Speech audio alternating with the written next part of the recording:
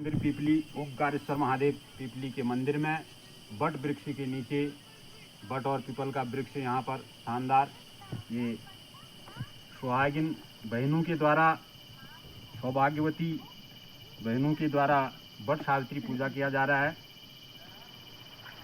ज्येष्ठवती अमावस्या को बट सावित्री व्रत मनाया जाता है। इस दिन बरगद के वृक्ष की पूजा की जाती है। यह व्रत एकमात्र रूप से सधवा स्त्रियों का व्रत है। इसे न तो पुरुष और न विधवा या कुमारी कन्याएं नहीं मनाती हैं। यह सौभाग्यवती हिंदू स्त्रियों में एकमात्र रूप से अत्यंत लोकप्रिय व्रत है। मान्यता है कि इस व्रत को मनाने से पति की अकाल मृत्यु नहीं होती है। स्त्रियों को वैधव्य रोग का निवारण होता है। सुख सौभाग्य और धन धान्य की प्राप्ति के साथ ही पति सुख भी प्राप्त होता है। पति हमारे धर्मशास्त्रों के अनुसार पति को परमेश्वर माना गया है। पति परमेश्वरी है, पत्नी के लिए सर्वस्व है, पति परमेश्वर है।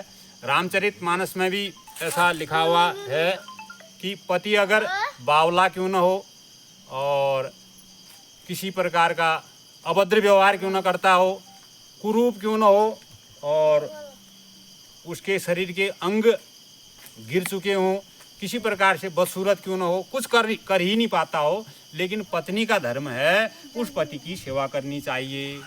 वही सबसे बड़ा धर्म है।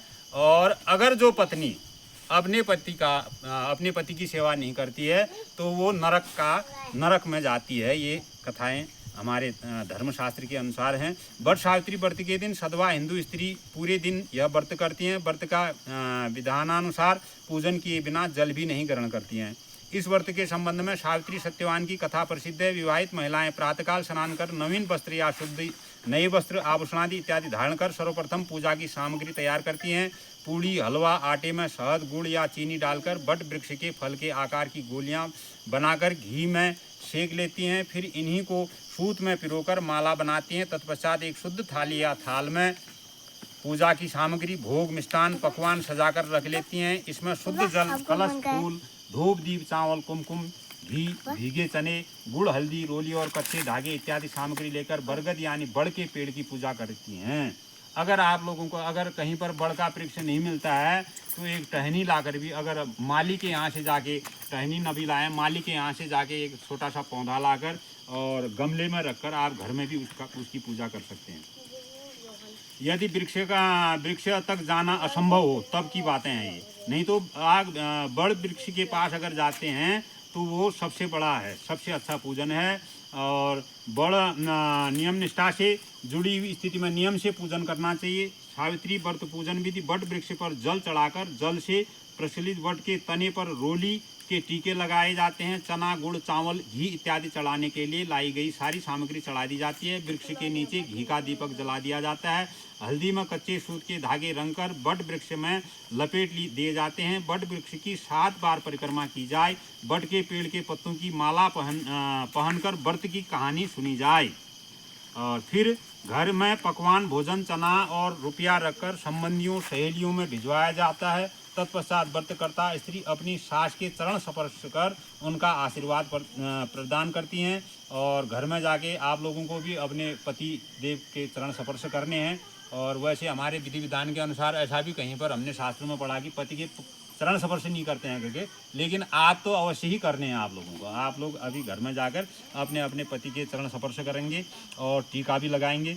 प्राचीन काल की बात है, मध्य देश में अश्वपति नाम के परम ज्ञानी राजा थे। उनकी दीर्घ काल तक संतान न होने के कारण दुखी हुए। राजा ने अपने राज्य के सब विद्वान ज्योतिषी ब्राह्मण पुरोहित आमंत्रित कर एकत्रित किए। सबका यथायोग्य सत्कार कर कहा, हे भविष्यदर्शी विद्वान विप्रो, आप सब गणना कर यह बताने की कृपा करें कि मेरे भाग्य में कोई संतान है या नहीं। तत्काल राजा के प्रश्न का उत्तर देने के लिए विद्वान ज्योतिषियों ने अपनी अपनी ज्योतिष गणना प्रारंभ कर दी।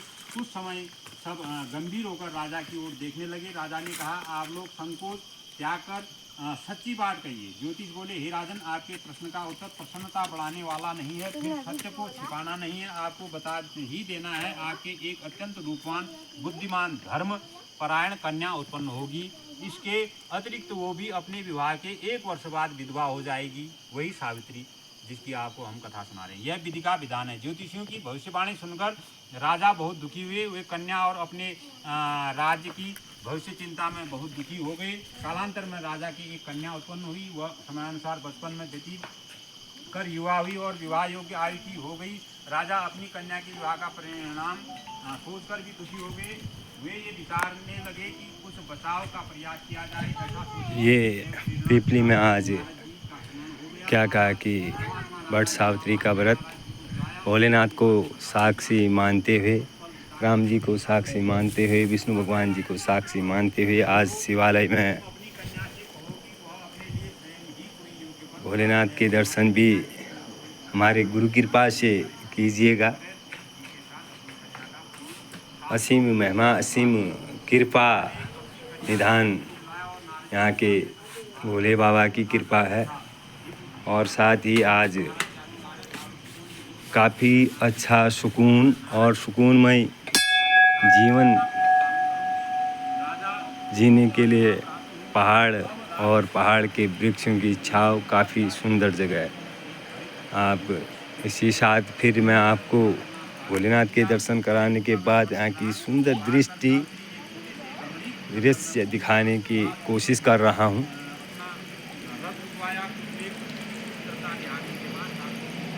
और ज़्यादा से ज़्यादा लोग इस वीडियो को लाइक एवं शेयर कीजिएगा। ये हमारे गुरुजी फिर कथा की ओर बढ़ता हूँ, धीरे धीरे कथा की ओर बढ़ रहा हूँ। सावित्री ने अपने अनुचरों द्वारा उस युवक को बुलवा भेजा। सावित्री द्वारा बुलाए जाने पर सत्यवान उसके पास आ पहुंचा।